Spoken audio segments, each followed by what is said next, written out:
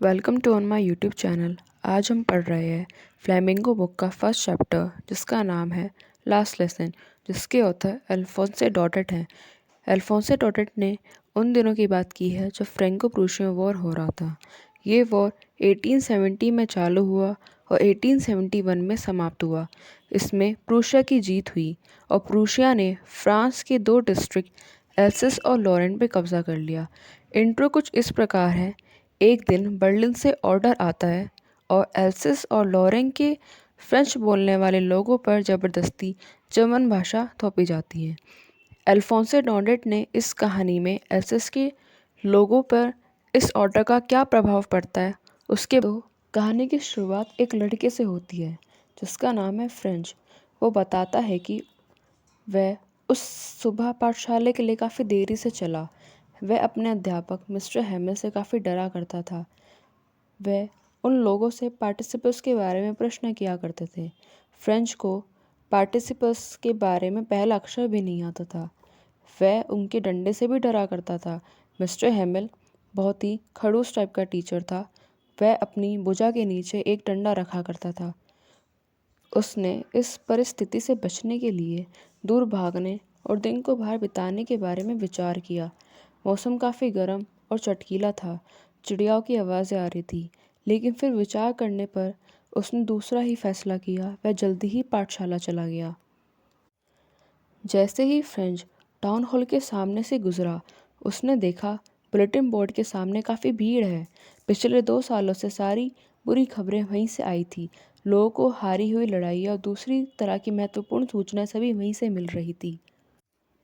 फिर वो अपने स्कूल चला जाता है। वह देखता है कि वहाँ पे काफ़ी शांति है। इससे पहले जब पाठशाला शुरू होती थी तो काफ़ी शोर शराबा होता था। डेस्कों के खुलने और बंद होने की आवाज़ें आती थी और बच्चों की तेज़ तेज़ से पढ़ने की आवाज़ें सुनाई देती थी, जिसकी वजह से हलचल सी रहती थी। लेकिन अब सब बहुत शांत था। वह बिना दिखाई पड़े अपने डेस्क तक पहुँचने के लिए उस हर रोज़ होने वाली हलचल पर ही निर्भर था। लेकिन अब वह सभी के सामने अंदर गया। वह शर्म से लाल हो गया और काफ़ी डरा हुआ भी था। लेकिन कुछ भी नहीं होता, कोई भी सज़ा नहीं मिलती। मिस्टर हैमिल ने उसे देखा और बहुत विनम्रता से उसे अपनी सीट पे जाने को कहा। वो देखता है कि मिस्टर हैमिल उन औपचारिक कपड़ों में थे जो वह निरीक्षण और पुरस्कार दिवसों पर ही पहना करते थे। सारी पाठशाला बहुत विचित्र और शांत प्रतीत होती थी, लेकिन सबसे हैरान करने वाली चीज़ थी गाँव वाले बुजुर्गों की उपस्थिति। वह पिछले बेंचों पर शांत रूप से बैठे थे। मिस्टर हैमिल अपनी कुर्सी पर चढ़ा और गंभीर और विनम्र आवाज़ में बोलना शुरू किया। मेरे बच्चों, ये आखिरी पाठ है जो मैं तुम्हें पढ़ाऊंगा। उसने उन्हें बताया कि बर्लिन से एक आदेश आया है। एसेक्स के स्कूलों में केवल जर्मन भाषा पढ़ाई जाएगी। नया शिक्षक अगले दिन आ जाएगा। वह फ्रेंच भाषा का उनका आखिरी पाठ था। वह चाहता था कि वह उस पर पूरा ध्यान दे। मिस्टर हैमिल की बात को सुनकर सभी लोग भावुक हो जाते हैं कि अब उन्हें अपनी भाषा में और अधिक समय तक नहीं पढ़ाया जाएगा। सभी में देशभक्ति की भावनाएं जागृत हो जाती है। फ्रेंच जर्मन भाषा के प्रति अपनी घृणा प्रदर्शित करता है। फ्रेंच छत पर कबूतरों को गुट्टागू करते हुए देखता है। वह व्यंग्यात्मक रूप से टिप्पणी करता है, क्या वह उन्हें इन कबूतरों को भी जर्मन भाषा में गाना गाना सिखाएंगे। फ्रेंच में अपने पाठों को ना सीखने का अफसोस हुआ। उसे अपनी पुस्तकें कभी पसंद नहीं आई। उसे व्याकरण और इतिहास में कभी रुचि नहीं थी। लेकिन अब उसका उनके प्रति आकर्षण बढ़ गया था। वह अब मिस्टर हैमिल को भी पसंद करने लगा था, इस विचार से कि वह उन्हें फिर और नहीं पढ़ाएगा। फ्रेंच उसके डंडे के बारे में भी सभी कुछ भूल गया। वह ये भी भूल गया कि उसका अध्यापक कितना सनकी था। अब उसके सुनाने की बारी थी, लेकिन वह गड़बड़ा गया और परेशान सा हो गया। मिस्टर हैमिल ने उसे लताड़ा नहीं। मिस्टर हैमिल ने चिंता जताई कि एसेक्स के लोग अक्सर फ्रेंच भाषा को कोई महत्व ही नहीं देते। वे अपनी देसी भाषा को सीखना टालते रहते हैं।